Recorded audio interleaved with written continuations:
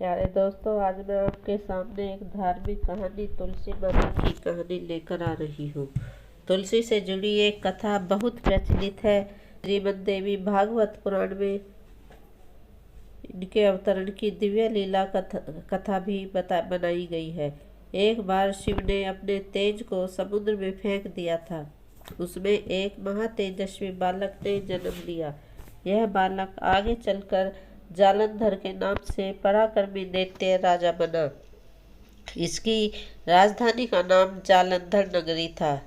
दैत्यराज कालनेमी की कन्या वृंदा का विवाह जालंधर से हुआ। जालंधर महाराक्षस था।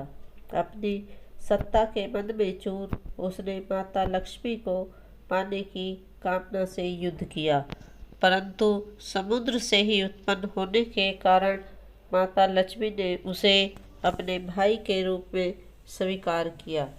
वहां से पराजित होकर वह देवी पार्वती को पाने की लालसा से कैलाश पर्वत पर गया। भगवान देवाधिदेव शिव का ही रूप धरकर माता पार्वती के समीप गया, परंतु माँ ने अपने योग बल से उसे तुरंत पहचान लिया तथा वहां से अंतर्ध्यान हो गई। देवी पार्वती ने क्रुद्ध होकर सारा वृतांत भगवान विष्णु को सुनाया।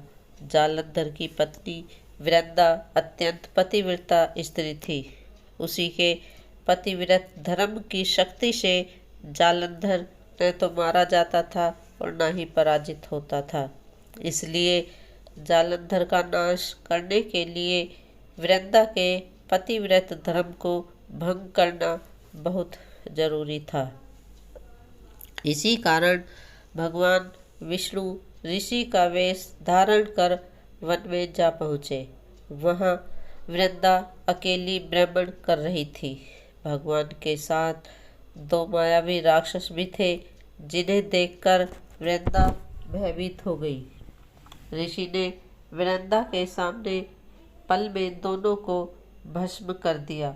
उनकी शक्ति देखकर वृंदा ने कैलाश पर्वत पर महादेव के साथ युद्ध कर रहे अपने पति जालंधर के बारे में पूछा। ऋषि ने अपने माया जाल से दो वानर प्रकट किए। एक के हाथ में जालंधर का सिर था तथा दूसरे के हाथ में धड़। अपने पति की यह दशा देखकर वृंदा मूर्छित होकर गिर पड़ी। होश में आने पर उन्होंने ऋषि रूपी भगवान से विनती की कि वह उसके पति को जीवित करे। भगवान ने अपनी माया से उन्हें जालंधर का सिर धड़ से जोड़ दिया, परंतु स्वयं भी वह उसी शरीर में प्रवेश कर गए। वृंदा को इस छल का जरा भी आभास न हुआ। जालंधर बने भगवान के साथ वृंदा पतिव्रत का व्यवहार करने लगी, जिससे उसका सतीत्व भंग हो गया। ऐसा होते ही वृंदा का पति जालंधर युद्ध में हार गया। इस सारी लीला का जब वृंदा को पता चला तो उसने क्रुद्ध होकर भगवान विष्णु को शिला होने का श्राप दे दिया तथा स्वयं सती हो गई। जहाँ वृंदा भस्म हुई वहाँ तुलसी का पौधा उगा। भगवान विष्णु ने वृंदा से कहा, हे वृंदा, तुम अपने सतीत्व के कारण मुझे लक्ष्मी से भी अधिक प्रिय हो गई हो। अब तुम तुलसी के रूप में सदा मेरे साथ रहोगी। जो मनुष्य भी मेरे शालिग्राम रूप के साथ तुलसी का विवाह करेगा, उसे इस लोक और परलोक में विपुल यश प्राप्त होगा।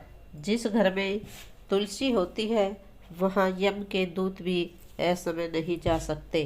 गंगा व नर्मदा के जल में स्नान तथा तुलसी का पूजन बराबर माना जाता है।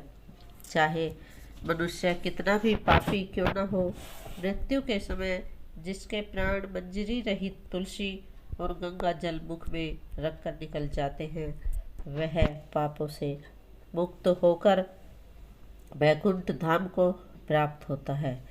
जो मनुष्य तुलसी व आंवलों की छाया में अपने पितरों का श्राद्ध करता है, उसके पितर मोक्ष को प्राप्त हो जाते हैं। प्यारे दोस्तों, कहानी आपको पसंद आई हो तो लाइक और शेयर करें, चैनल को सब्सक्राइब करें। धन्यवाद।